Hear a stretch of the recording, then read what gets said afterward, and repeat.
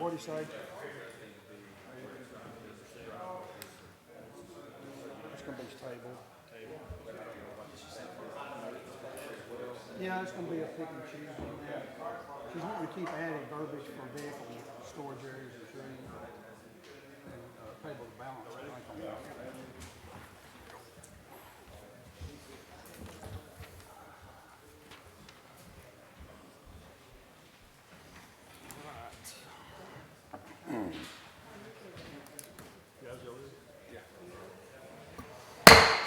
I'm going to go ahead and call the December Planning Commission meeting to order.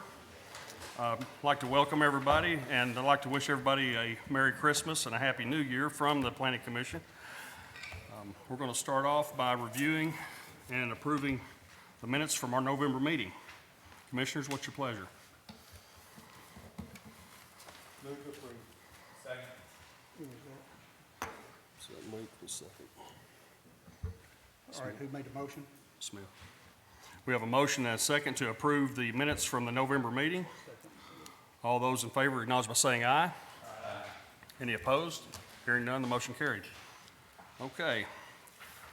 Item number 2, we've been asked to table this item here. We'll need action on this. A motion and a second, and we need to vote on that. Okay, we have a motion. Do I hear a second?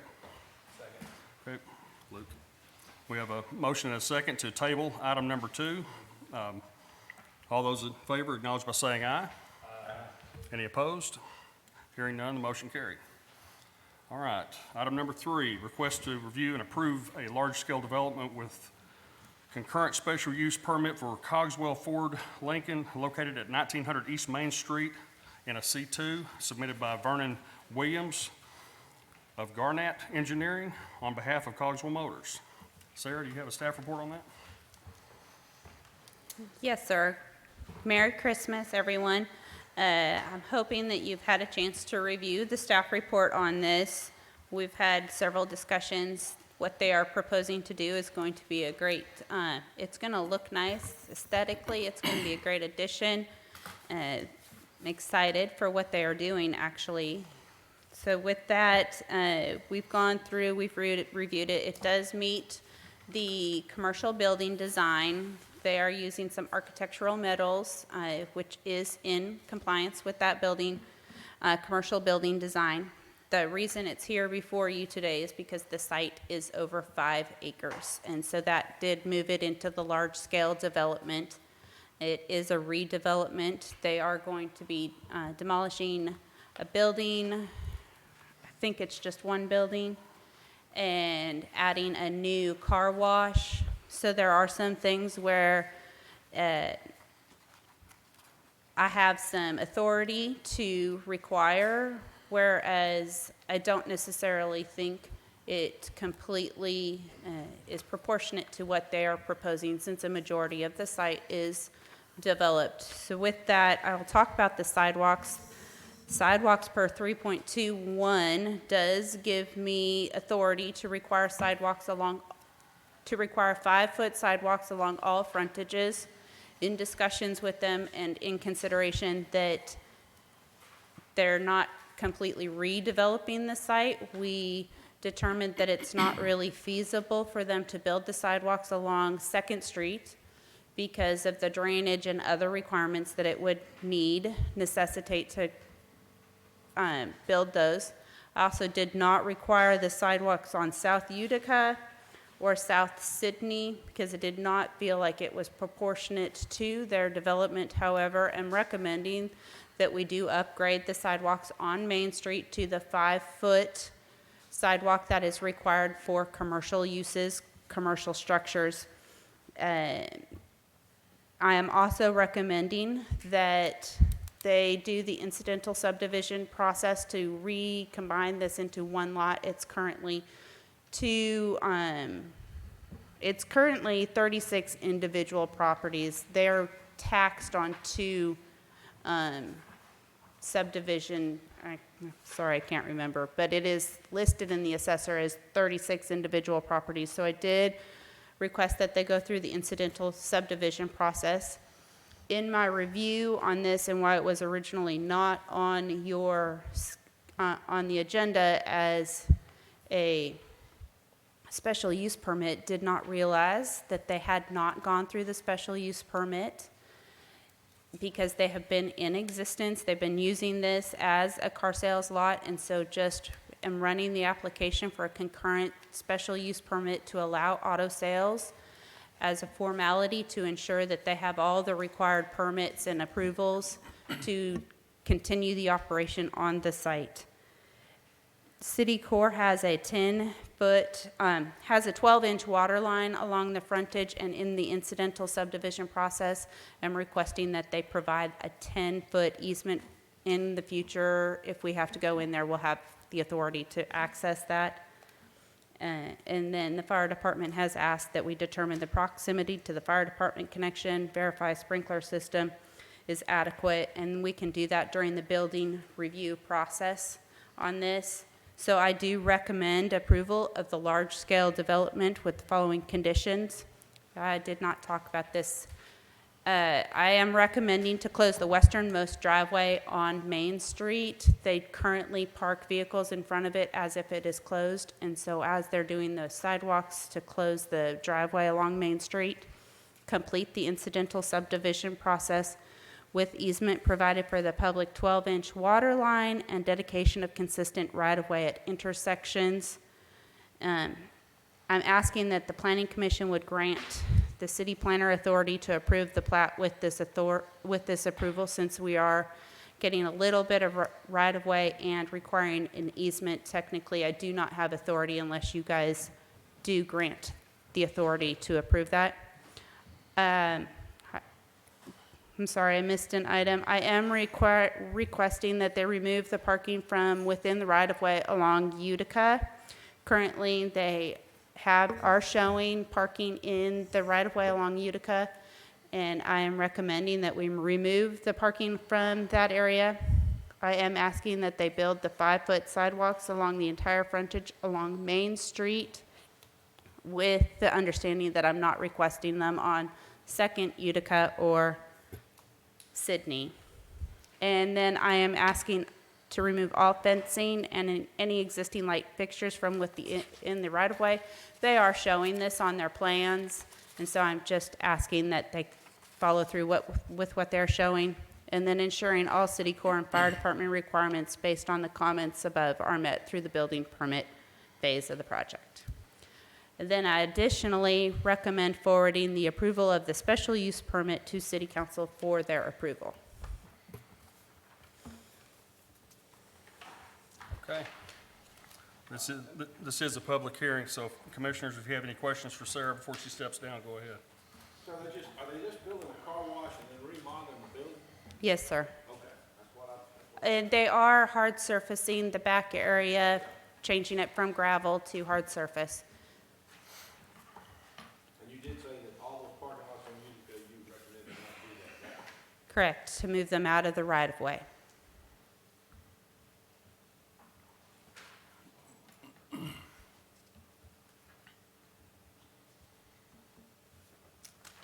Okay, thank you, Sarah. Is Vernon Williams, is he here tonight? Would you like? Yes, yep. If you would, just step right there. Just state your name for the record, please. Good evening. My name is Vernon Williams. I'm with Garnett Engineering. I'm joined by Brian Black with Black, Corley, Owens & Hughes. He's the architect on the building. And we'd love to answer any questions you have about our project. Okay. Commissioners, does anybody have anything for Mr. Williams? Anybody from the public? This is a public hearing, and you're welcome to speak now or forever hold your peace. Except the mayor, he can. No, I had visited with Laura Lloyd. I don't know if you want to speak tonight. They had expressed some concerns on the sidewalk issue, and I think they're planning on coming back at some point to ask for a variance on that. So I do wanted to make sure that the Planning Commission was aware that there was some concerns about that requirement. Sarah's going by the code. The code says it's what you got to do, but they have some concerns. Laura, do you want to speak on that issue, or is that?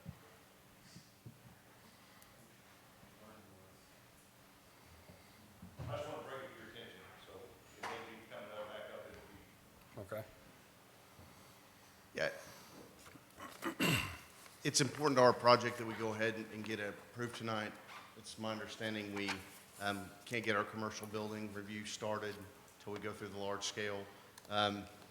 We didn't have a lot of notice on the sidewalk up front. It is something that we want to study a little bit more and would like to have the opportunity to come back and address that with the Board of Adjustments if we deem it necessary. Okay. All right, thank you.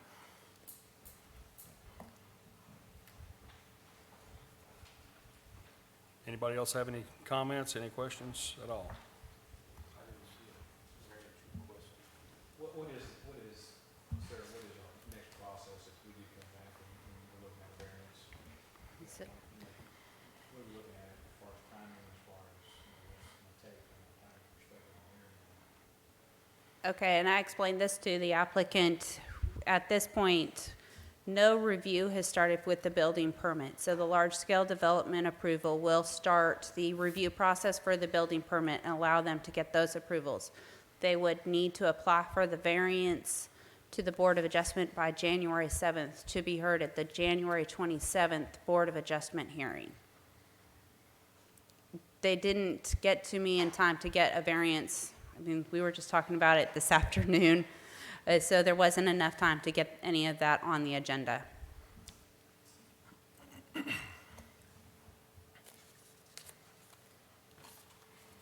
Okay. Commissioners, what's your pleasure? Can we approve the construction and remodeling and amendments to wait on the grant? We need to go ahead and just approve the request for the large-scale development special use permit here, and then move that forward so they can get everything else lined up. Motion to approve. Okay. We have a motion to approve the request for the special use permit. Second. We have a second. Who was that? Luke? We have a motion and a second to approve the request. All those in favor acknowledge by saying aye. Aye. Any opposed? Hearing none, the motion carried. Okay. Item number 4. Chair, Yeah. I need to abstain from Okay. All right, do a roll call. Hold on, we have On this- one on this- abstaining. On this previous vote? Yeah, Okay. yeah. All right, we'll do a roll call. Jackamore, Pass. Agreed.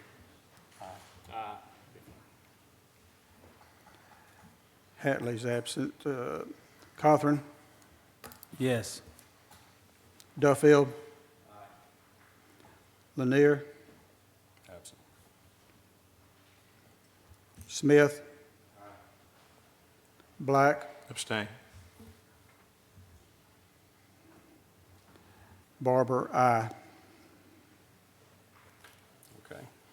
The ayes have it. The special use permit request is granted. So, all right. We're going to move on to item number 4 here. Request to review and approve Phoenix Cove subdivision located at intersection of West L Street and North Omaha Avenue, submitted by Daniel Pote. Did I say that right? Okay. And Sarah, do you have a staff report on that one? Yes, sir. So typically, staff has authority to approve incidental subdivisions. When this one was brought in, he kind of inherited a little bit of an issue when he purchased the property because the previous owner had not gone through the incidental subdivision process. Anytime you're required to obtain any easements or all of the properties do not front a public road, staff has not been granted authority to approve incidental subdivisions. And so that is why this project is here before you today, because as you'll see, all 3 of these lots do not touch public right-of-way. There are easements that are required to get to lots 1 and 3. I will note that right now, and what I'm requesting as part of the approval tonight, is that you would grant staff the authority to approve this once we have confirmation that Lot 2 has legal access to the property. There's about a 25-foot strip between the access easement for lots 1 and 3 and the edge of the property to the north. At this time, we have not been able to confirm ownership of that 25-foot strip, and so we're working on verification of who owns that to ensure that Lot 2 has access to the property. L Street is actually not a public right-of-way all the way through, and so Lots 1 and 3 do have access through the access easement. But my recommendation is here is that you would approve the incidental subdivision with the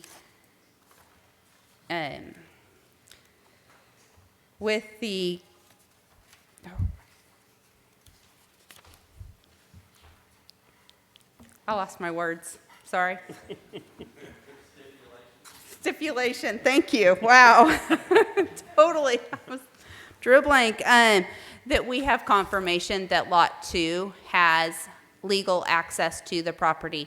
The property owner, Daniel Pote, said if they had to, that they would grant access from Lot 3 to Lot 2 through that Lot 3 property. Lot 3 is owned by Daniel. Lot 1 is owned by his adjacent property owners, and they are part of the application process. They signed the letter saying that they acknowledge, because they are both, they both bought property from a previous owner who had not gone through this. And so they're just trying to clean up that, but we would like the authority to sign this incidental subdivision once we have that confirmation. Okay. Mr. Pope, do you have anything to add to what she said? If you would state your name for the record, please. Daniel Pope. I guess the only thing I would add is it's kind of a strange situation because Lot 2 actually had a house on it up until about 10 years ago. And as I understand it, it was there about 35 years, apparently going across that 25-foot strip. So I don't know what happened back then that somehow got lost from the deeds. I don't know if it was an easement that we haven't been able to find the record on it, but the surveyor said he didn't find the record of what that was, and so that's why he's left it there. But we'll try to establish that, go back. I'm having a title company work on that to try to establish how that got dropped out, but we definitely want to clean it up if we can. Okay, thank you. This is a public hearing. If anybody has any comment or any question regarding this, step up to the mic. And commissioners, what's your pleasure?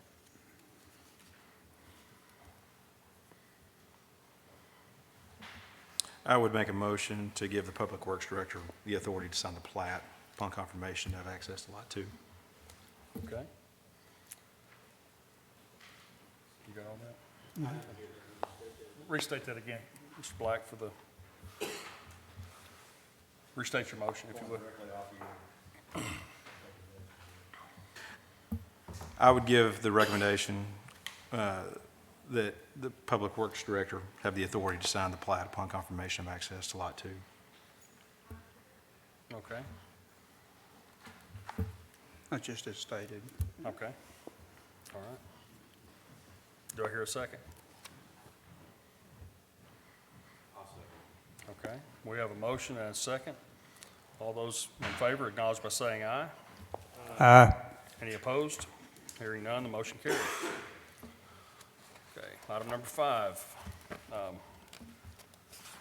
Review and approve a water line extension outside the city limits for Travis Arnold that is constructing a house on North Jackson Avenue, submitted by Dave Garza and Associates on behalf of City Corp.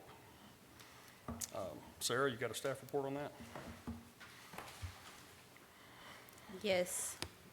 So this property is located in the county just north of city limits along Gum Street and off North Jackson Avenue. It's not uncommon to extend water for Russellville outside of city limits. My recommendation would be that we ask that they complete an annexation agreement prior to obtaining water service. That annexation agreement just says at some future time, when the city determines that they would like to annex that area, that they will not object. It does not mean that they have to annex now. We're not asking them to come into the city before getting water, and it may be years before we annex that area. However, that is my recommendation, to allow them to have water service, that we would just have an annexation agreement on file. Okay. All right. Dave, you have anything to add to that? No, the applicant has no problem with that. Okay. All right, anybody else have any question regarding this request? Commissioners?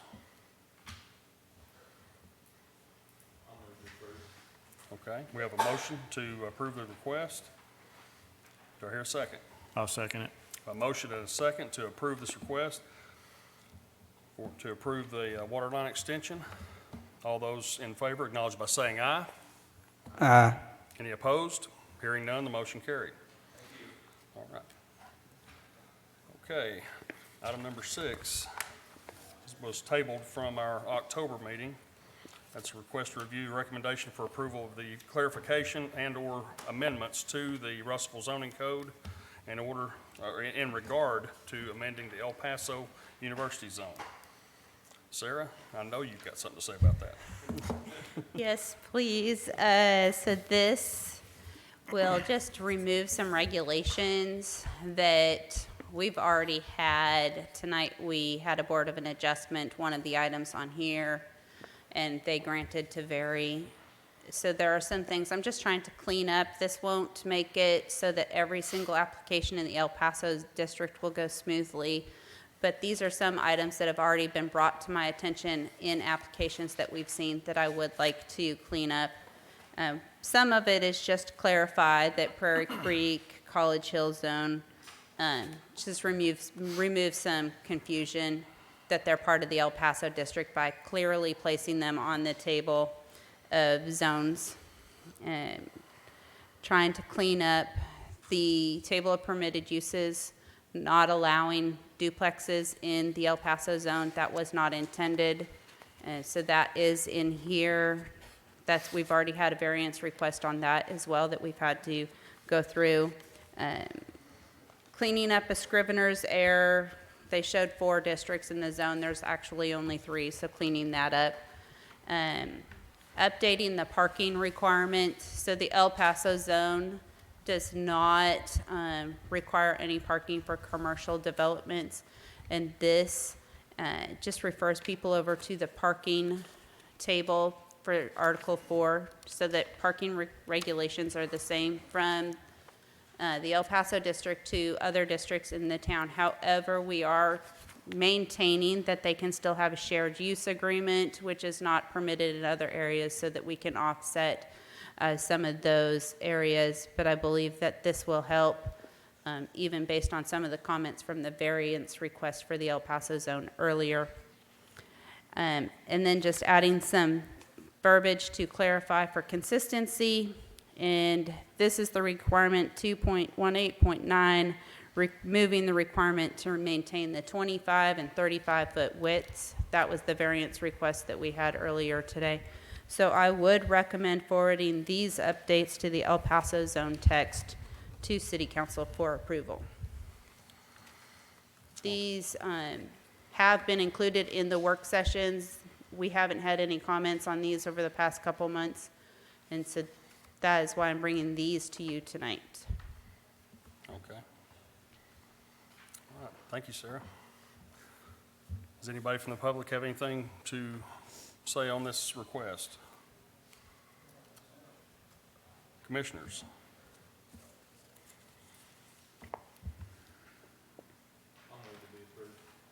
Okay. All right, we have a motion. Do I hear a second? Second. Motion and a second to approve the clarification for these amendments. All those in favor acknowledge by saying aye. Aye. Any opposed? Hearing none, the motion carried.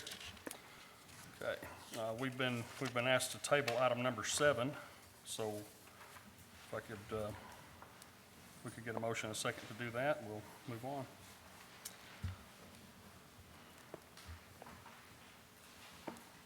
Item number 7. Okay. Motion and a second to table. Smith, was that you on second? We have a motion and a second to table item number 7 from our agenda. All those in favor acknowledge by saying aye. Aye. Any opposed? Hearing none, the motion carried. Okay, on item number 8, Sarah, why don't you go ahead and clarify, if you would, clarify item number 8 here. There's part of that we're going to table, and that you've requested that we table, and part of it we're going to discuss. Yes, sir. So I would like to table the regulations for spaces, location, and type for the parking. It was brought up at our last work session, and fully admit that I did not realize on duplexes that there was an issue with our current zoning code. So I'm going to table those portions because I don't have a solution yet, and we will have additional work sessions for that, or hopefully one, maybe more. We're also working on, and I believe you all received a copy via email of the sidewalk plan map that we'll be starting to discuss what the plan is. That is in draft form. It is not complete, as there's some areas it shows sidewalks all the way to the Dardanelle Bridge. Well, I'm not sure that we need sidewalks all the way to the Dardanelle Bridge. So there's some areas that we're still going to be tweaking on that. But I did want to get that map to your attention so that you could start reviewing and looking at it prior to our next working session. The 2 items that I would like to move forward to City Council are to, it's 4.32, 4.34, and 4.36. 4.32 and 4.34 grant me authorization to allow vehicle storage areas as gravel areas. Currently, that's not fully addressed in zoning code. It says that all surfaces are supposed to be hard surfaced, and I don't believe that that was the intent. And so I would like authorization to allow vehicle storage areas as gravel. And then 4.36 that is the requirement for 1 tree for 12 parking spaces in parking lots. They can be in planter islands, but they're not required to be in planter islands. They could be kind of around the perimeter of the parking lot. Those are the 2 items that I would like to move forward from item 8 of the agenda. The rest of the items from item 8 I would like to table. Okay. Commissioners, any questions while Sarah's still? Sarah, just for clarifications, that's 4.32, 4.34, and 4.36, you would like to? Those are the 3 items that I would like to forward on to City Council. All of the other items, just talking about driveways, how many parking spaces are required, the location of driveways, like from intersections, all of those other items I would like to table. I would just like to move forward on the vehicle storage areas and the 1 tree requirement per 12 parking spaces.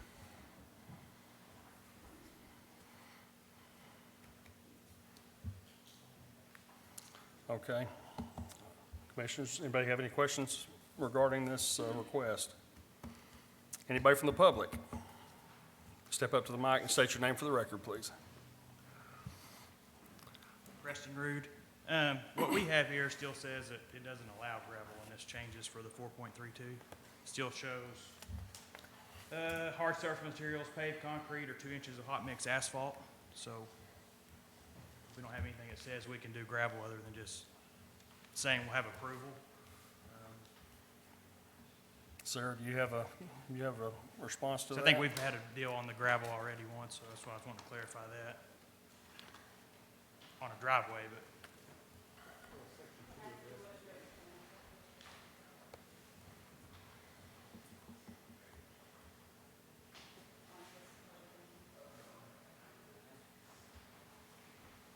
It's part of, I think, the workshop that we were doing. We were discussing a lot of that stuff still. Even like a tree, I'm fine with trees, but to me, when you put them in a parking lot like that, they're gonna break up asphalt, roots are gonna damage all that stuff pretty fast. It's gonna be more of a hindrance to, I'm fine with trees, I just don't know about putting them in parking lots like that. I think it's gonna cause a lot of trouble down the road. Okay. So there is, in the paved surface requirement, which is 4.32, I just wanted to make sure I was looking at the same section that he was. It does say that any area that is used for off-street parking shall be paved, but then it goes on to say vehicle storage areas are not required to be paved. It does give some 6 inches of compacted gravel maintained in a manner so as to provide a mud-free, dustless, so we're not going to be messing up the streets or anything, but just still allowed them to be gravel. And so right now, it's vague, it doesn't explicitly give me any permission to allow gravel, it just says hard surfaces have to be paved. So I'm just trying to have some authority, ask you guys to grant me the authority to allow those areas to be unpaved. The trees in the parking area, I do have in here that I do want 1 tree per 12 parking spaces. They don't have to be in planter bays, but I did give dimensions for planter bays if they chose to put them throughout the parking lot so that we had some minimum requirements for what area those trees would be planted in. What would your response be to the comment about the root systems possibly damaging the parking lot? I mean, how are we going to address that? Typically, that's addressed by what type of soil you plant and what type of trees.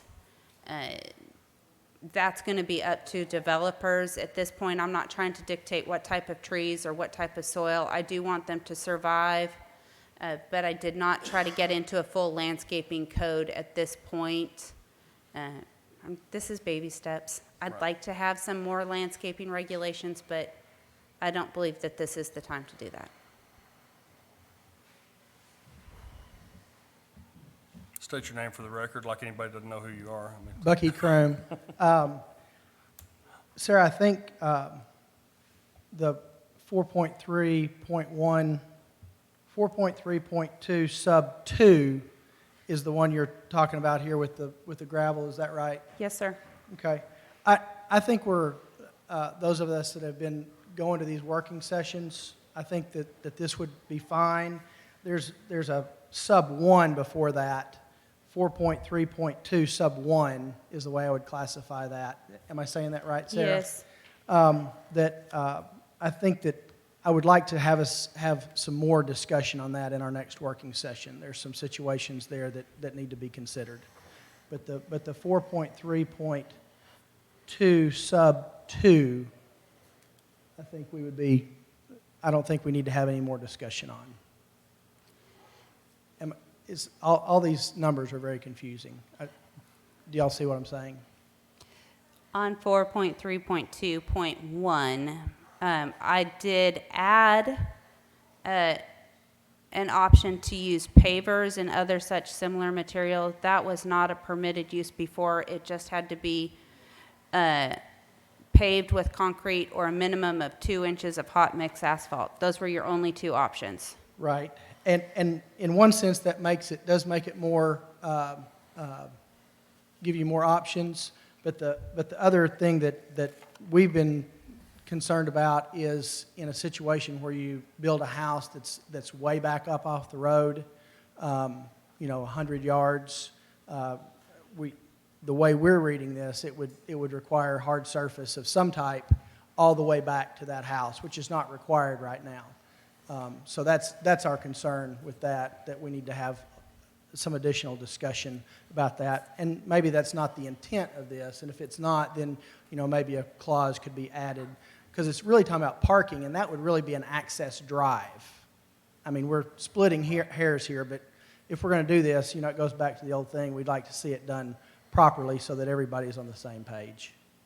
Sarah, do you have an opinion on that, what that would be on like a 100-yard drive? 50-yard drive? At this point, this is just for the paved parking area. This isn't the driveway. Right. So this is more addressing those parking lots. Good. Okay. So, I guess my point would be is maybe to make that very clear in that it does not include the driveways. That's why I was just saying maybe a little bit more discussion and bring this back with some of the other stuff. So that'd be my comment on that. Okay.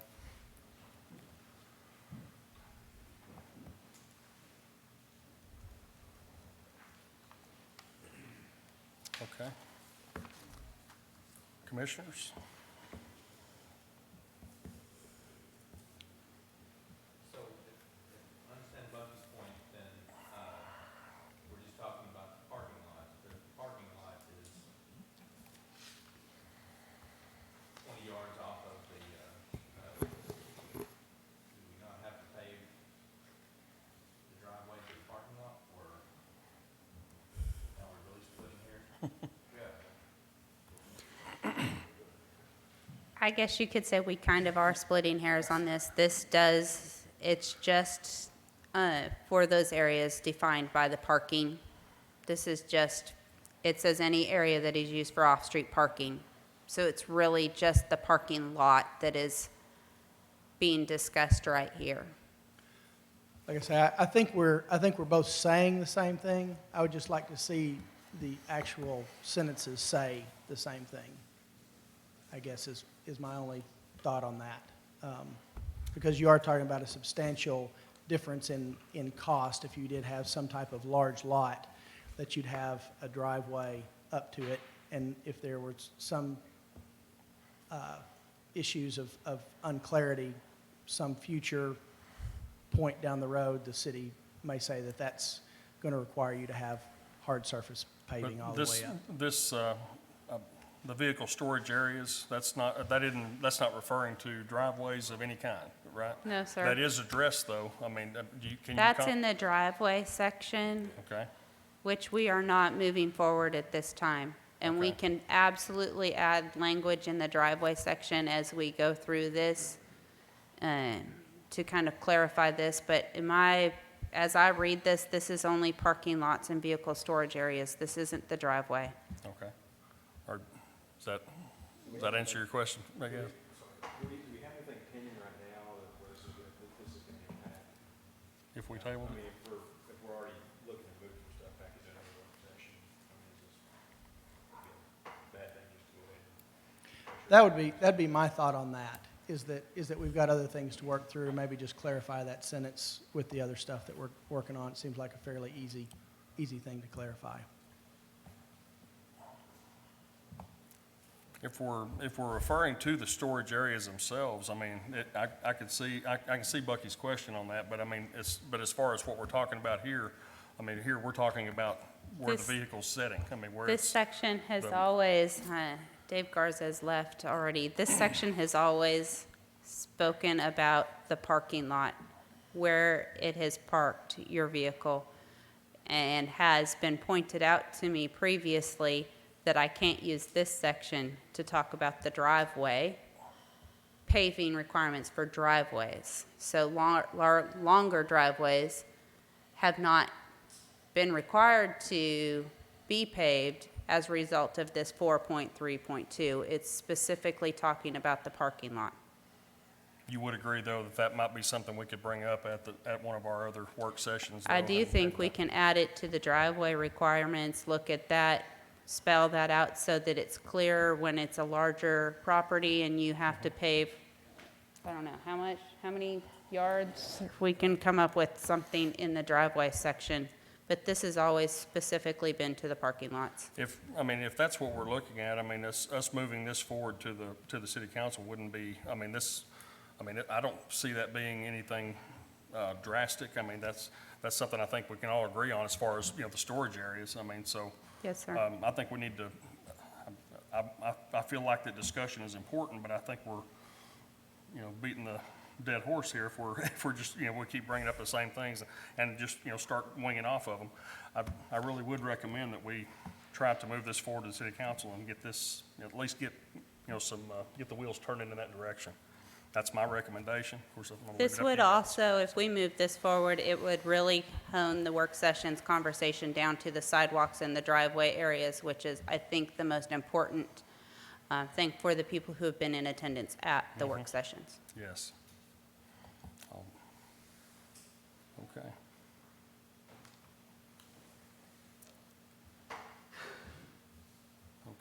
On the first, on item number 8 here, we are going to need to take action as far as tabling the first part, the parking, I guess, or, no, not the parking, hang on. No. Yeah, the spaces, locations, and type, yeah, we're gonna table that part of it, but as far as the verbiage on the vehicle storage areas and trees, we need to go ahead and move to, we need to get a motion in a second. We need approval to go ahead and table the first part of that section, number 8, or request number 8 here, and get that tabled so we can move it over to a later discussion. Commissioners, what's your pleasure? I'll make a motion to table the first part of,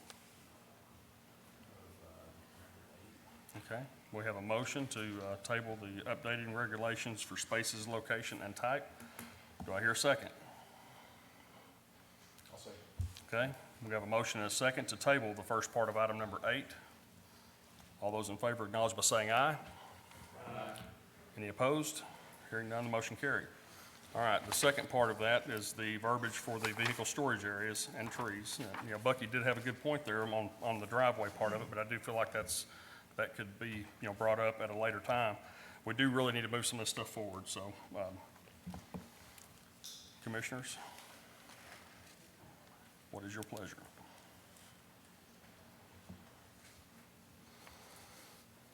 I'll make a motion to approve. I'll second. Okay? Who was it, Smith? Smith. We have a motion and a second to approve the verbiage for the storage areas and trees. All those in favor acknowledge by saying aye. Aye. Any opposed? Hearing none, the motion carried.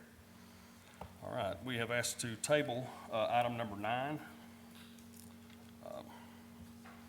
from our agenda. We'll need to take action on that. Okay, we have a motion. Do I hear a second? Second. Who was that? Luke? Luke, was that you? No, it's Sorry. Coffee. All right, we have a motion and a second to table item number 9 to the January meeting. All those in favor acknowledge by saying aye. Aye. Any opposed? Hearing none, the motion carried. And the last item on our agenda, we've been asked to table it too. We've got a,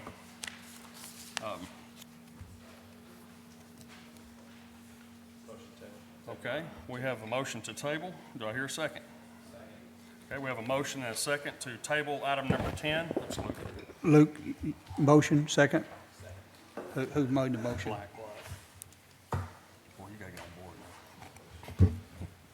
All right, we have a motion and a second to table item number 10 to the January meeting. All those in favor acknowledge by saying aye. Aye. Any opposed? Hearing none, the motion carried. If there's no other business, the Planning Commission is adjourned.